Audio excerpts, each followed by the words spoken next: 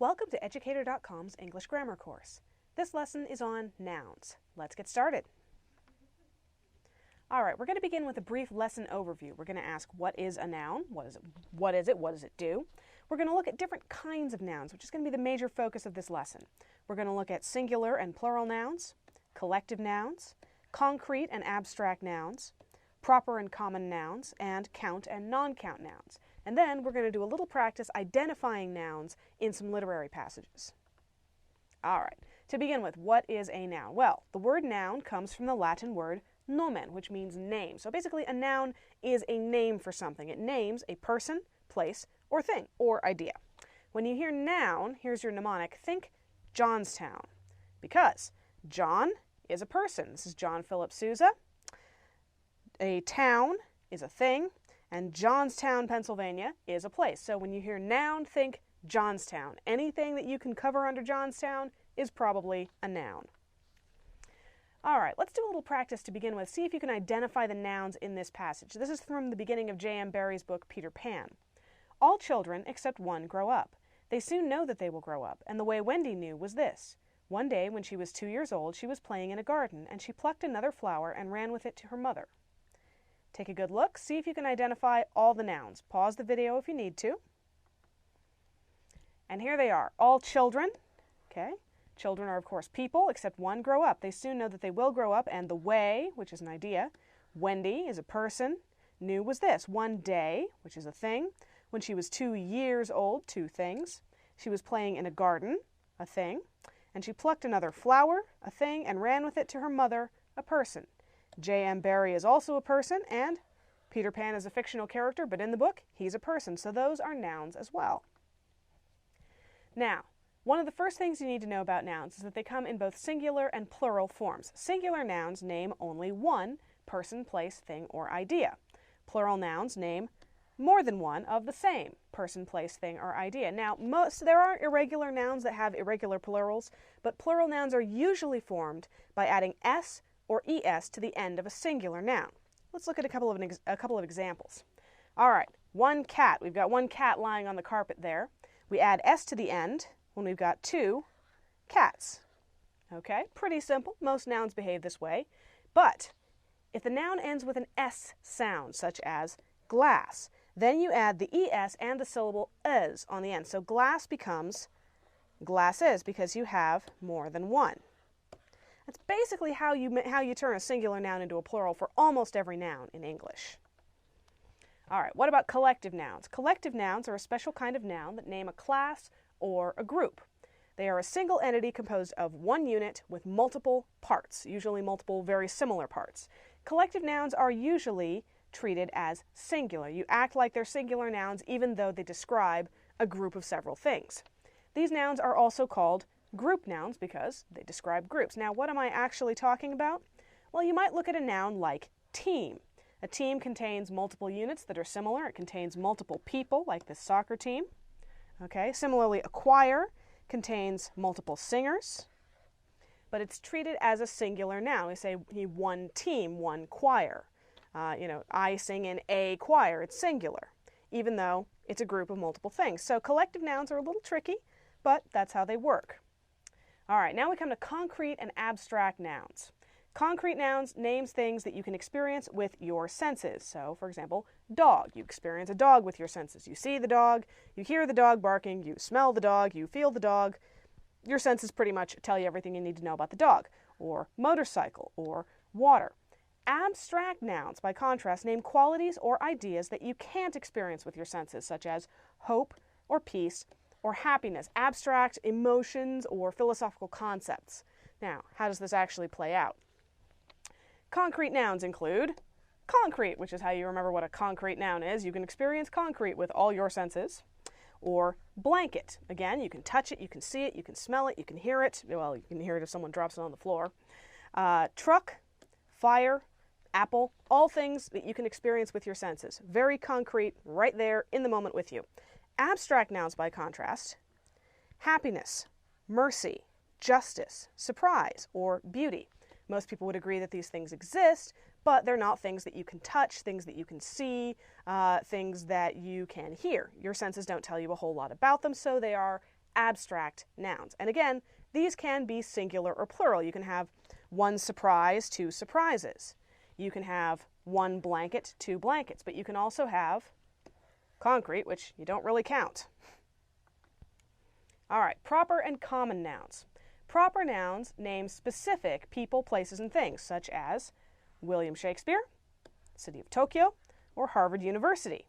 Common nouns, by contrast, name general people, places, and things. So instead of William Shakespeare, you have playwright. Playwright could be any playwright. William Shakespeare is one. Tokyo becomes city, or Harvard University becomes school. Now, the way to tell a proper noun from a common noun is that proper nouns are usually capitalized, and common nouns are usually not, unless they're the first word in the sentence, in which case you always capitalize the first word in the sentence.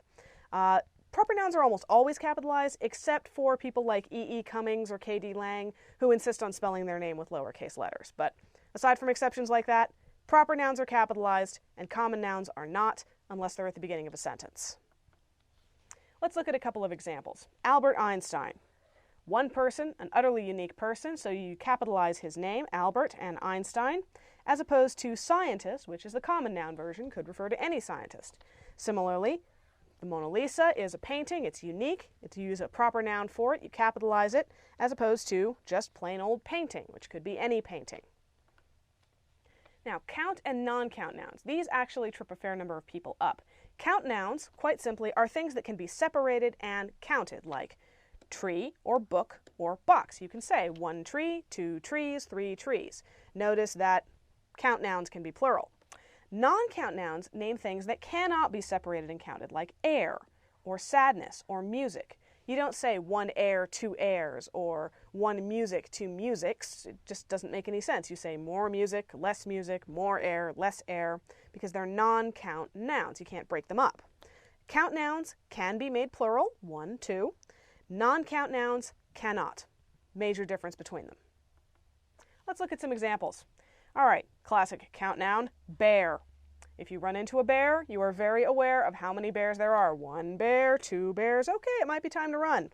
Water, on the other hand, you never say one water, two waters, unless you're an American and you're talking about bottles of water. And what you actually should be saying is one bottle, two bottles. But if you're actually just talking about the drippy wet substance, you say water. More water, less water. You can't count it. So bear is a count noun and water is non-count. All right, let's apply this. See if you can find the nouns in this passage and tell what kind they are. I consider that a man's brain originally is like a little empty attic, and you have to stock it with such furniture as you choose.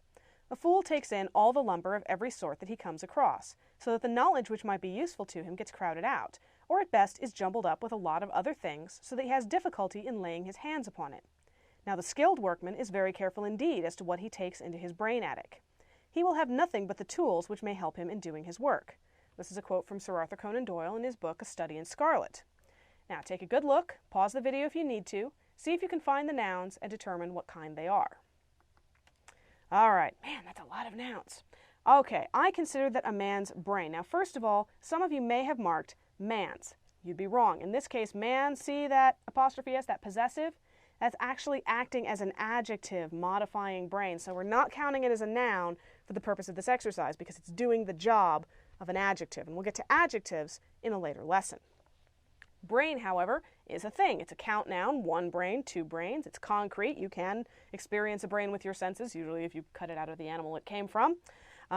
So brain is a noun. Originally is like a little empty attic. Once again, a concrete noun, singular, and also it's not abstract, it's not collective, it's attic. And you have to stock it with such furniture. Oh, there's a non-count noun. You don't say one furniture, two furnitures. So concrete, non-count, as you choose. A fool, okay?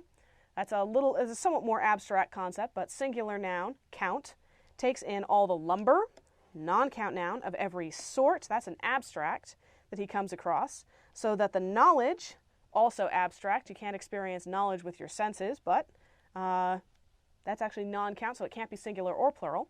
It's always got to be singular, which might be useful to him, gets crowded out, or at best is jumbled up with a lot, abstract again, of other things. All right, that one's pretty concrete, so that he has difficulty, definitely abstract, in laying his hands, very concrete, upon it. Now the skilled workman, concrete, singular, non-collective, is very careful indeed as to what he takes into his brain attic. That's a little bit more of a metaphor. It's kind of off in its own way. He will have nothing but the tools which may help him in doing his work. Now, if you remember from our J.M. Barrie example at the beginning of this lesson, Sir Arthur Conan Doyle is a person. He is a proper noun. So is A Study in Scarlet. Study is a noun, but A Study in Scarlet as a whole is a proper noun because it's the title of a book. So we have mostly common nouns in this passage, but we do have two proper nouns in here. Let's do one more example. One hot summer's day, a fox was strolling through an orchard till he came to a bunch of grapes just ripening on a vine, which had been trained over a lofty branch. "Just the things to quench my thirst," he said. Drawing back a few paces, he took a run and a jump and just missed the bunch. Turning around again, he jumped up, but with no greater success. Again and again he tried after the tempting morsel, but at last had to give up. He walked away with his nose in the air, saying, "I am sure they are sour." That's one of Aesop's fables, The Fox and the Grapes. Take a good look, see if you can find all the nouns in this passage, and determine what kind they are. And here they are. One hot summer's day. Notice that summers, once again, is not treated as a noun because it's doing the job of an adjective. It's modifying day. But day is concrete, singular, common. A fox, concrete, singular, common, was strolling through an orchard, concrete, singular, common, till he came to a bunch, concrete, singular, common, of grapes, oh, plural this time, just ripening on a vine. Now we're back to singular, still concrete, still common, starting to get this, which had been trained over a lofty branch, concrete, singular, common. Just the thing, so we have a plural one here and a little bit more abstract, to quench my thirst. Totally abstract, and also, generally speaking, a non-count noun. You don't say one thirst, two thirsts. Drawing back a few paces, okay, he took a run, that's definitely concrete and singular, and a jump, and just missed the bunch. Turning around again, he jumped up, but with no greater success. That's definitely an abstract noun because you can't touch success, you can't smell it. Again and again, he tried after the tempting morsel, but at last had to give up. He walked away with his nose in the air, saying, "I am sure they are sour." And once again, Aesop is a proper noun. So now you've got a general idea of the different kinds of nouns available in English and how to identify them. Remember, a noun denotes a person, place, or thing, or idea. And there are several different kinds, which we reviewed in this lesson. And you should now be equipped to use and identify nouns wherever you need to. And that's all for this lesson. Thank you for watching. Educator.com.